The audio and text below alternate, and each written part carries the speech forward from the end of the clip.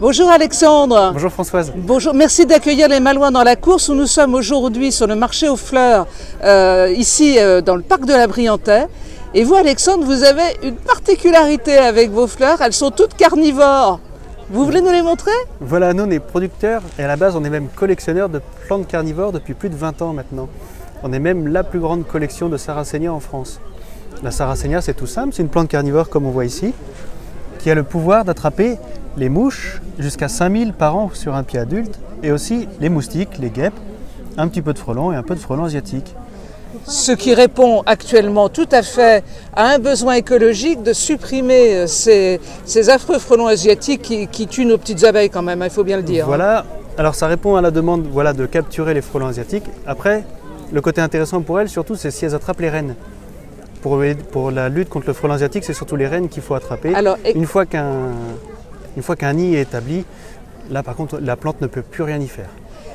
Dites-moi Alexandre, comment on s'y prend? Si moi je vous prends une plante, est-ce que je peux la mettre dehors? Alors pour le Sarracenia, c'est extrêmement simple. C'est une plante qui vivra toujours dehors et toujours en pot.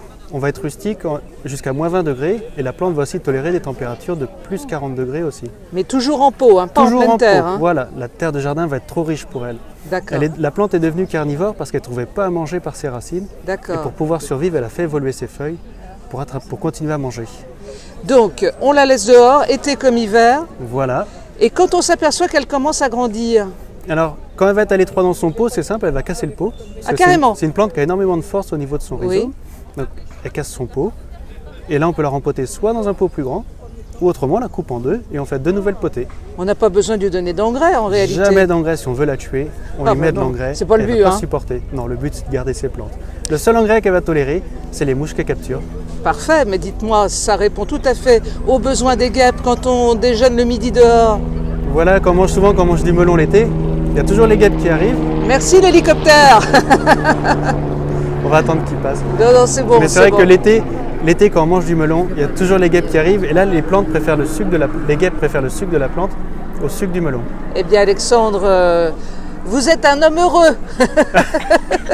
On essaye. Et je vous souhaite un bon séjour ici à Saint-Malo et un très heureux marché aux plantes. Merci. Merci, au revoir.